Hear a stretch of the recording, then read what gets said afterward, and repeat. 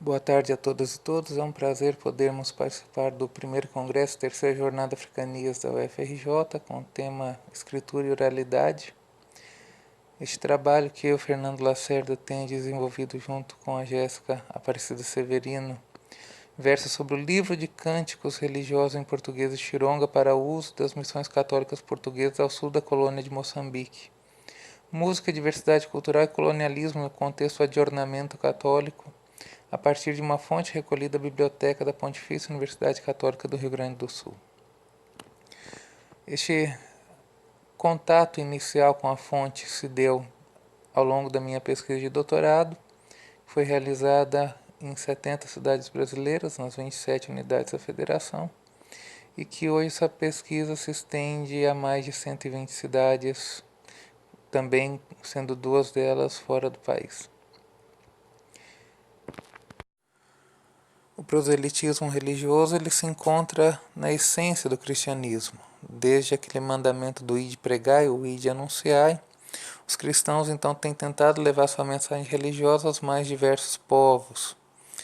Isso implica então adaptações tanto do culto cristão em sentido amplo quanto das músicas que o integram às diferentes culturas. Essa adaptação ora é maior, ora é menor. E se a gente pensar que a Igreja Católica Romana tem características essencialmente europeias, outros ritos de igrejas autóctones ou autocéfalas, como o rito etíope ou copta, revelam claramente então essa autoctonia. Isso não significa, entretanto, que os romanos também não tenham tentado levar sua mensagem a se adaptar às culturas locais. É justamente isso que ocorreu no Brasil. E a eficiência da música era tanta nesse processo que levou os jesuítas, nos seus primeiros contatos com os povos originários, a se valer inclusive de instrumentos e características musicais dos povos originários do Brasil, o que foi rapidamente vedado pelo primeiro bispo do Primaz do Brasil, Dom Pedro Fernandes Sardinha. Por outro lado, o uso das línguas locais, isso permaneceu ao longo da prática missionária nos séculos posteriores. A gente pode citar, por exemplo, o Catecismo Quiriri, de Bernardo de Nantes, frade capuchinho, ou os diversos catecismos em língua geral desenvolvidos pelos jesuítas também. Vários deles, aliás, contendo canções, ainda que não sejam documentos musicográficos, ou seja, que não tenham partituras relativas a essas canções. Por outro lado, também, pela via da oralidade ou até por comparação com outras canções escritas, eventualmente a gente pode tentar reconstituir algumas delas. As práticas de missões ainda hoje elas são bastante recorrentes no cristianismo.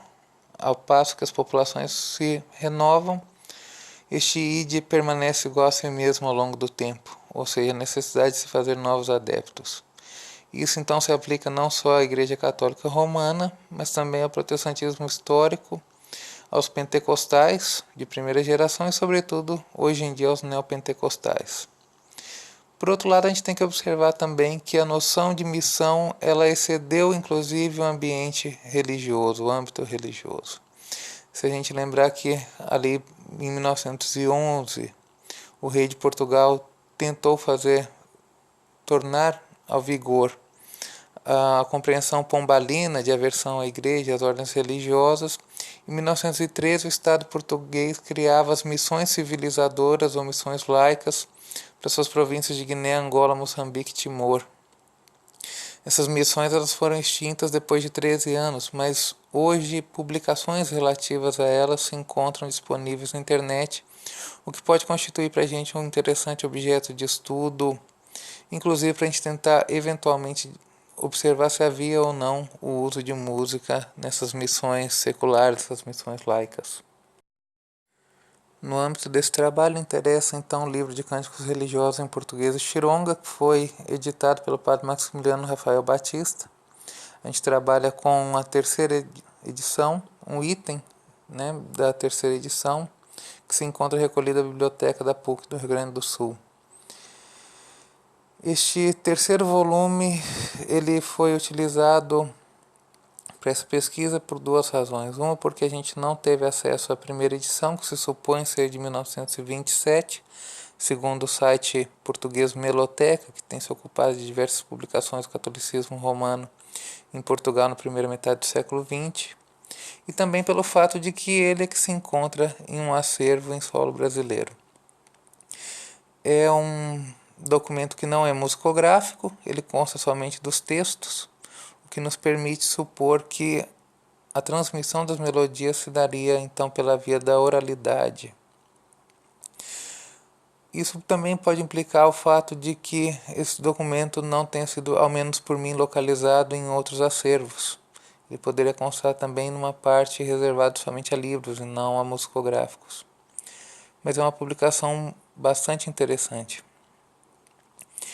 E o que nos permite supor, a partir dessa hipótese da transmissão pela via da oralidade, é que existem outras coletâneas de cânticos sistematizadas em Portugal na primeira metade do século XX, tais como a Miscelânea Musical Religiosa, sistematizada pelo padre Luiz Rodrigues, e Devocionário Musical pelo padre Luiz Gonzaga Maris. E elas permitem então alguma aproximação de melodias possivelmente empregadas à época. Quanto aos textos que constam então deste livro de cânticos em português xironga, a gente tem não apenas português xironga, a gente tem cantos estritamente em língua latina, a gente tem cantos em língua latina com uma versão em xironga, uma paráfrase, uma possível paráfrase em xironga, alguns cânticos somente em português, outros em português com paráfrase em xironga e outros somente em xironga. Esse item a partir do qual nós trabalhamos, esse exemplar da terceira edição, ele consta tão somente em relação às marcas de procedência de um carimbo úmido da Faculdade Católica de Filosofia de Porto Alegre e da Biblioteca Central da PUC do Rio Grande do Sul. Ou seja, a gente não consegue precisar exatamente se ele teve algum uso anterior e qual teria sido este uso. Diante dessa fonte, então, nós passamos a questionar quais as características do documento e quais as relações de poder envolvidas em sua produção e possíveis usos, ainda que não exatamente deste item, mas de exemplares semelhantes a ele. Quais princípios norteadores das práticas musicais católicas e eventuais identidades locais nelas se revelam? Então, para responder, nós partimos para o procedimento bibliográfico, procedimento documental também, e nós temos então como referencial teórico a relação entre memória e identidade em Joël Candot, segundo o qual seleções de memórias assumem papel fundamental na construção ou legitimação de identidades. Ou seja, dentre os diversos passados possíveis, opta-se por aquela memória que ela é a mais conveniente a fim de justificar uma identidade no presente. Nós recorremos também a Pollack, que tratou de memórias silenciadas por processos violentos. Nesse tipo de relação de poder se inscreve, por exemplo, as relações de colonialismo lusitano tanto em África quanto no Brasil, inclusive com o auxílio da Igreja, o que se reflete até mesmo num dos cânticos do livro, como a gente vai ver um pouco mais adiante. Cito então um texto de Denilson Santos, segundo o qual havia uma necessidade de que se ocupar o lugar que foi conquistado pelos portugueses, porque por um lado os cristãos escoceses estabeleceram já em território moçambicano, ao passo que os lusitanos então precisavam exercer sua atividade política, administrativa e social. Mas o mais essencial para eles era a presença de missões católicas. Aí cito literalmente: era preciso civilizar a toda a gente selvagem, entre aspas, livrando-a na linguagem do colonizador da tirania dos grandes chefes indígenas aí compreendido como os líderes autóctones. Não bastava conquistar os corpos, mas também as almas. Muitos administradores religiosos, como o padre Vicente do Sacramento, em 1919, argumentavam que as missões, além de imporem a língua, os valores e os costumes europeus aos indígenas, deveriam ser também missões de ocupação efetiva e exploração de terras. Eu penso que essa temática, mais do que nunca, ela é contemporânea, né? A associação entre poder religioso e poder temporal na exploração de terras e, enfim, da própria vida das populações originárias é um tema absolutamente odierno no Brasil. A Igreja, entretanto, parecia por vezes se posicionar num sentido um tanto contrário, porque ela exalta os próprios missionários com seus atos heróicos e salvacionistas. Cito literalmente um texto de Portugal Missionário, que foi a instituição que patrocinou então a impressão deste livro de cânticos que nós aqui estudamos. Cito: a ação do missionário, porém, não podia deixar de ser mais perdurável em todos os povos. Ela visa não a humilhar e a vexar, mas a elevar e aperfeiçoar o homem, reformando seus hábitos viciosos e chamando-o a uma vida mais perfeita dentro do ideal cristão.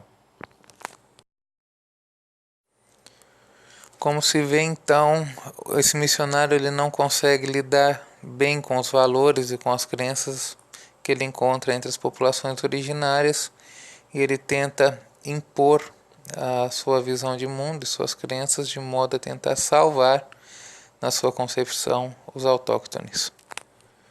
Em relação aos paradigmas musicais religiosos, a gente vê claramente nessa coletânea, nesse livro de cântico português Chironga, uma adequação ao espírito da restauração musical católica, movimento que culminou no moto próprio Tra Solicitude de Pio X sobre a música sacra, promulgado em 1903.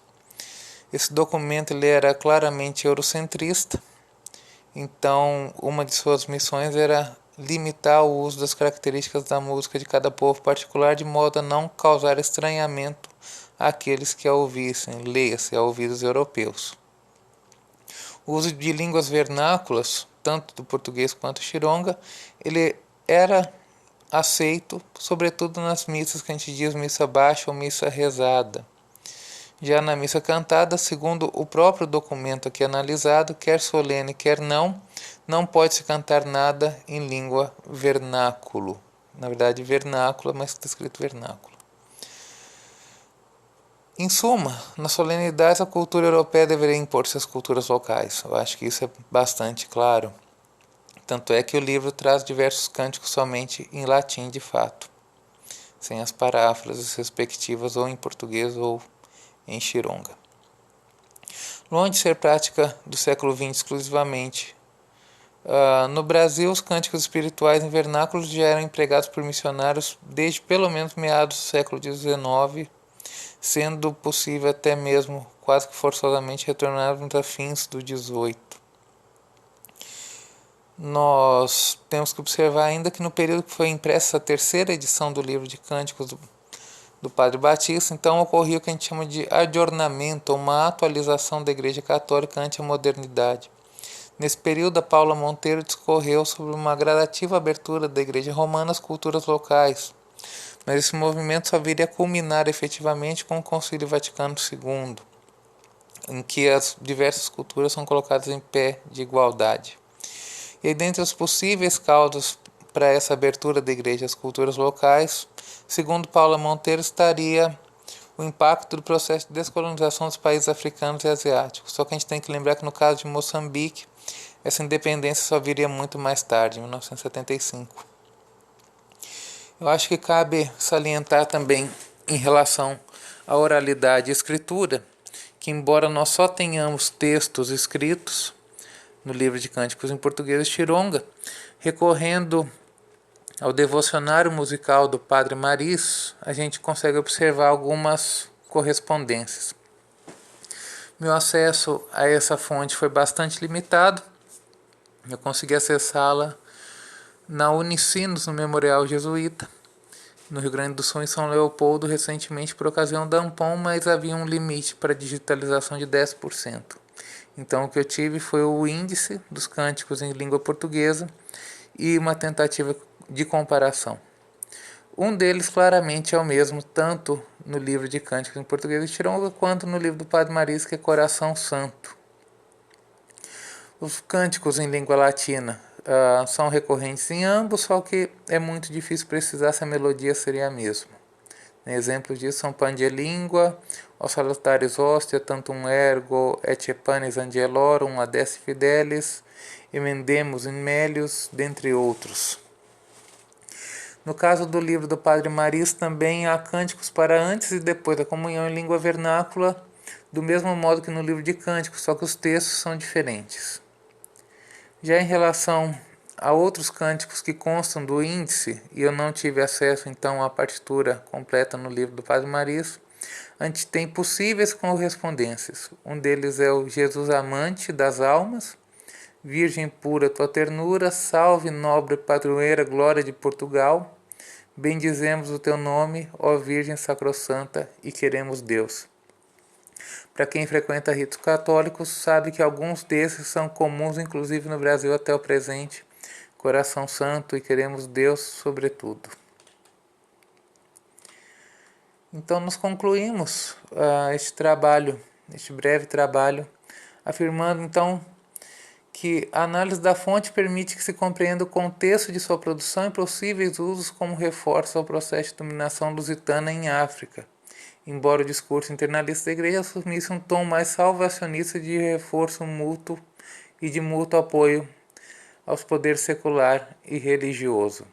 O exemplo que nós citamos, salve nobre padroeiro de glória de Portugal, é um exemplo disso, como que o poder religioso apoia mutuamente o poder civil.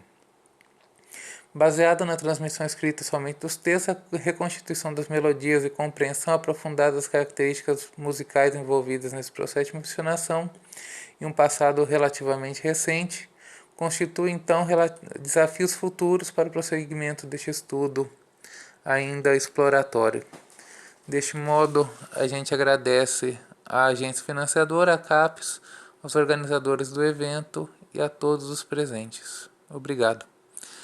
As dúvidas também podem ser enviadas por e-mail lacerda.lacerda@yahoo.com.br. Por medo de a internet não funcionar muito bem, nós preferimos fazer dessa forma. Então, mais uma vez, agradecemos a todos.